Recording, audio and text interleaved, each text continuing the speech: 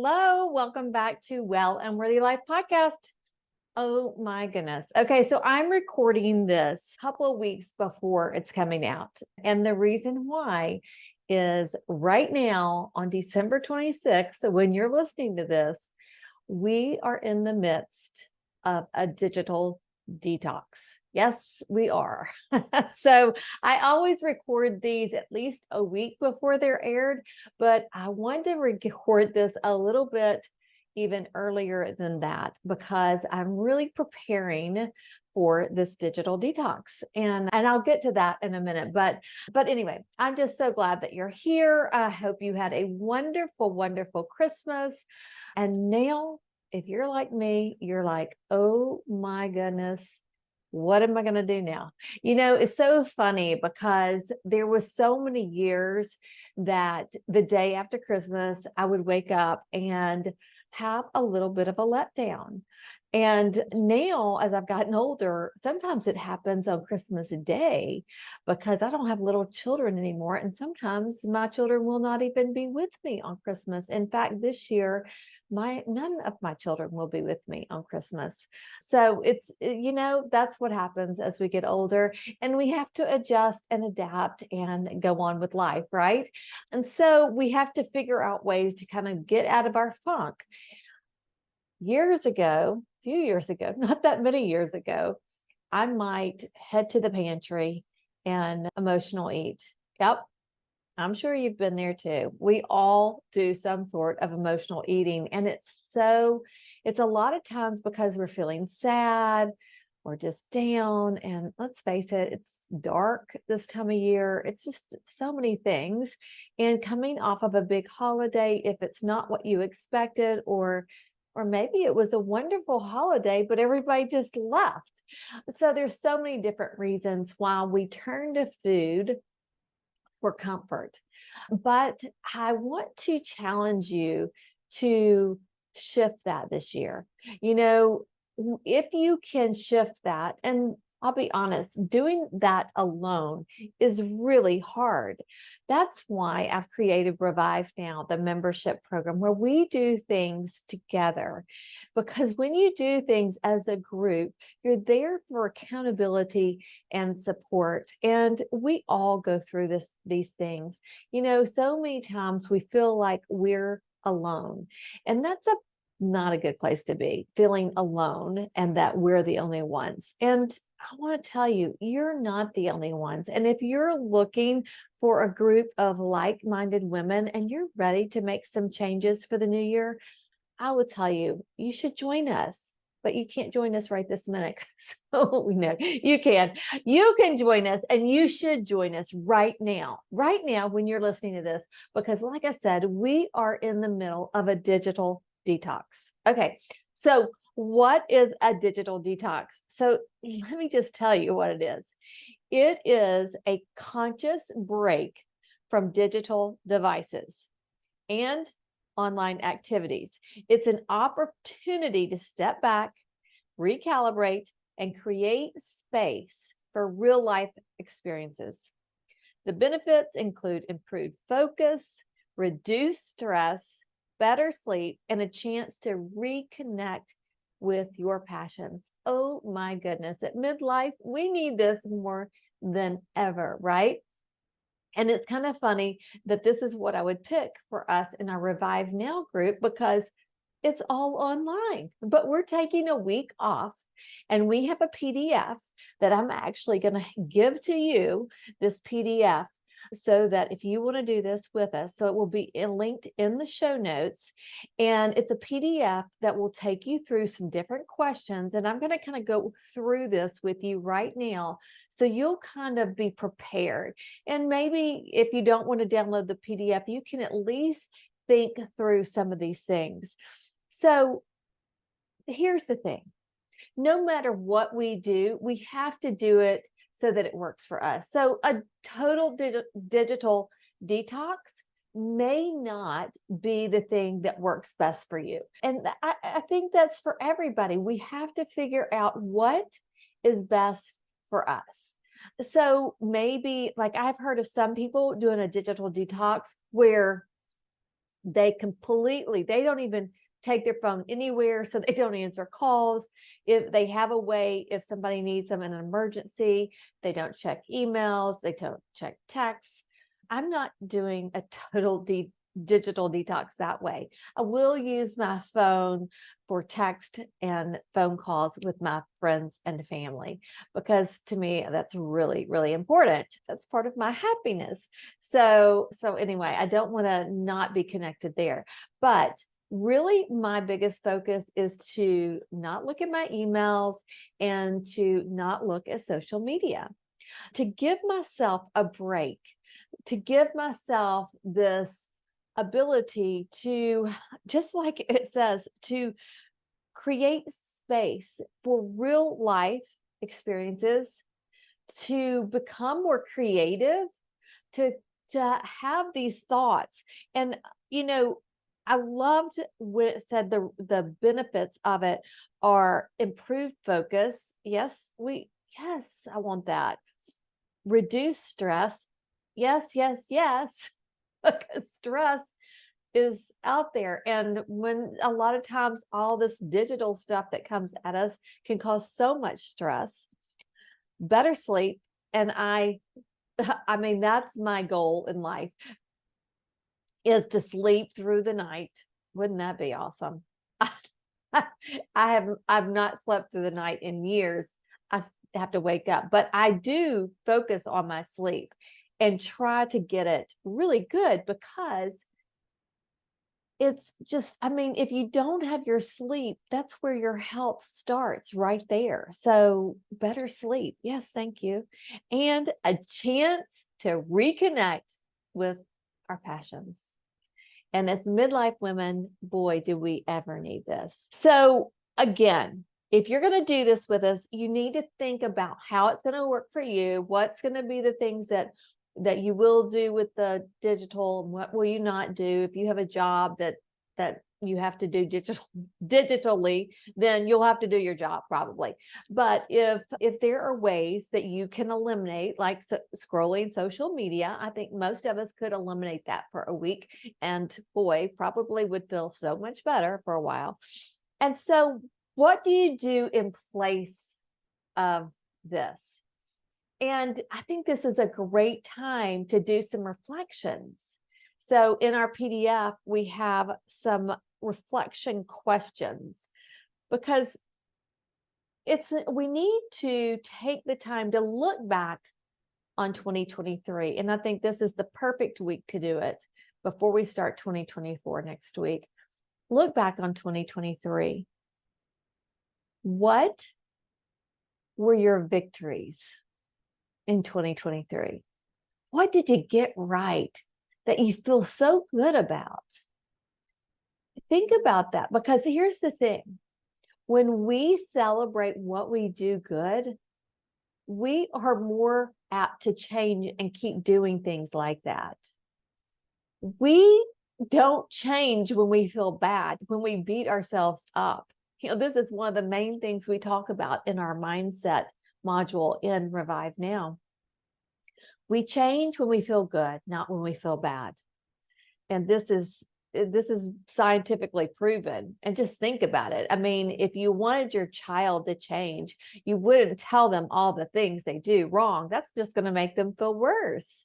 You're going to find those things that they're doing right, however small it is, and encourage them and cheer them on, right? So that they keep doing those things and they build upon that. So what were your victories? Specifically in Revive Now, we're going to look at our health and wellness victories, but look at all of your victories, because I'm sure you've got a lot of them, right? And then the next question is, what challenges did you face and how did you overcome them? Again, another positive spin. Like, we all have challenges. And if you don't have any challenges, then maybe you're not doing enough. Okay, so we all have challenges. So what challenges did you face and how did you overcome them? you're stronger than you think you are. You're much more resilient. And the older we get, the more resilient we become. And then the third question, in what areas can you improve for better health and well-being? So, you've celebrated your victories. You've celebrated and looked about how you've overcome some challenges.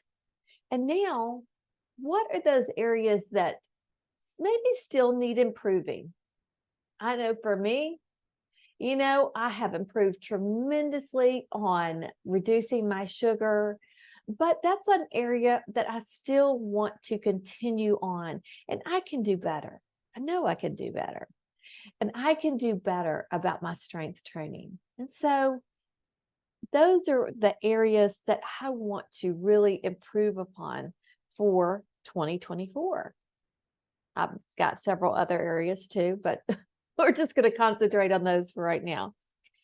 And then we have the MASS method, which I go to in more detail in Revive Now. But our MASS method is manageable, an acronym, manageable, attainable, sustainable equals success. And so we use that to set our 2024 health goals. And you can use it to set any kind of goals that you want. Maybe it's business goals, but we're in Revive Now. We really are focused on our health and wellness as midlife women that are in perimenopause, headed towards menopause, postmenopausal, that where things start changing, things start going wonky. Maybe you started getting belly fat that you've never had before. Or I talked about this, so funny, on Instagram the other day, my eyelashes going crazy, or maybe that chin hair, just all the things that happen as we get older, that the night sweats, the hot flashes, cannot think of what we want to talk about, that brain fog, all the things. So, like I said, now we're going to go back and set our 2024 health goals using that MASS method. So manageable. Think of what small, manageable steps that you can take consistently. So remember, in that last question, you asked yourself, in what areas can you improve for better health and well-being? So maybe you take something related to that and say, okay, what can I do that is small, manageable, and consistent that will lead me to improving that area of my health? So for me, let's just say strength training is something that I'm really, I did well in 2023, but I'm going to do better even in 2024. So what small thing can I do consistently that will lead me there? And that one small thing will be that I'm going to spend at least 2 of my workouts a week. And that's small for me because I'm going to work out 5 to 6 days a week. So I can take 2 of those workouts and make them strength related, picking up heavier weights than I normally do. And that's manageable for me. I can do that. So do that with all the things that you want to improve upon in 2024. And then look at it and assess it. Is this attainable? Now, everything's different for everybody. We all have different goals and different things that we want. But think, are these goals realistic and achievable in your current lifestyle? Or do you have to change things up? So, for instance, yes, my goal is achievable in my current lifestyle because I already am going to do a workout 6 days a week. Making 2 of those workouts a strength workout is very attainable for me. But if I wasn't already consistently working out 6 days a week, then making 2 workouts maybe let's just say I was consistently working out 3 days a week, making 2 of those workouts be strength training workouts would not be attainable. That's not realistic because that's not going to be small enough. I hope you get what I'm saying. So really make sure it's going to fit in your current lifestyle, or how are you going to change that current lifestyle so that it will fit? Maybe you need to make some adjustments with that current lifestyle. And what will those be? Next, the S for sustainable. So how can you make these changes sustainable for long-term success? In other words, so many times we start off, and I've seen it so many times, start off the new year, we're like gung-ho, we're going to do this. And then we burn out, we become overwhelmed, which makes us paralyzed, and we stop doing anything. So what can you do to make these sustainable for a long term? The best thing you can do is make them attainable, right? And manageable. Okay, so keep it small. Don't make it overwhelming. Don't try to do too many things at one time. Say you have a bunch of things that you want to improve. Okay, great, wonderful. But let's just take 1 or 2 things that you want to improve and work on those the first quarter of the year. And then once you have those down, then take 1 or 2 more things and focus on those. But do not take too many things, because that's when we stop doing all of it. Okay? I'm just telling you. I'm telling you from experience. I'm telling you because we just had this conversation in our Revive Now Zoom call recently about how we become overwhelmed because there's so much information out there and so many people are telling us so many different things that we don't know what to do. We try to do it all and then we're like, done. You've got to make it sustainable. And then remember that success. Remember that small, consistent actions lead to significant results. You really have to think about that. If you want those significant results, they aren't going to happen overnight, right? But it's the small changes that we do consistently that make the big difference. And that's why it's so important to be with a group of like-minded people going after the same things in life. So make sure you are surrounding yourself with like-minded people. If you want to be healthy and well and you're trying to make some changes in your life, then get with others who are doing the same thing. If you're struggling with perimenopause and menopausal symptoms and you are just you just don't even know what to do. You feel like you are the only one. You feel like frustrated. The things that you used to do are not working anymore. I mean, I remember I was there. I was there. Then join us in Revive Now because we can help you as a group. And I've been there. I learned. It took me a lot of years to learn all that I know. And boy, I wish I would have known. Okay, so we focused on our 2024 goals. We've got a plan. Now let's talk about some other things that you can do in your digital detox, because now you've freed up some space, right? So movement. And look, we all need to move more. And I know it gets dark early. Right now, it's so dark. I'm like, I don't like this, but try to get out and get in some early walks. Get out in the daylight, in the sunshine.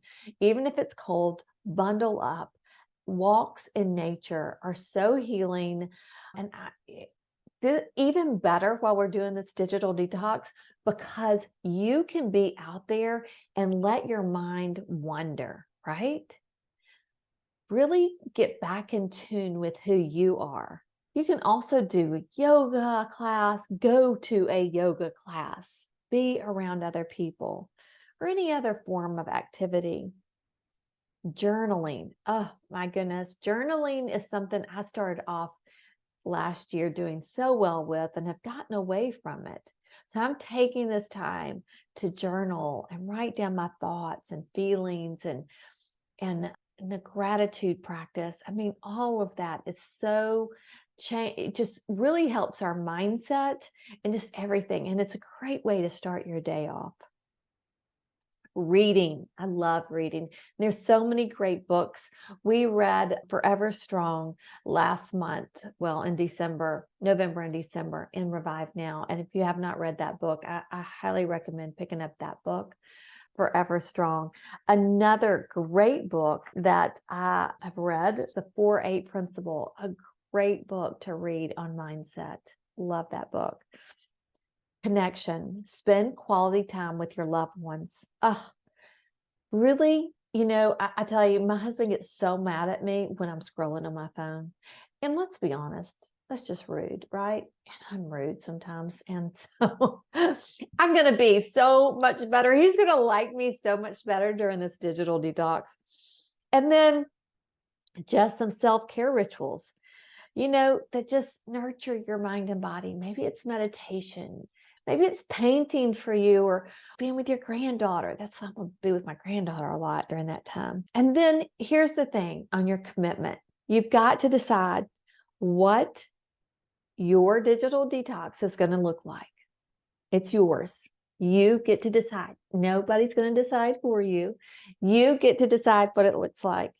You're going to reflect and you're going to answer those questions about looking back and then looking forward to 2024, because it's going to be a great year. Let's just make it great.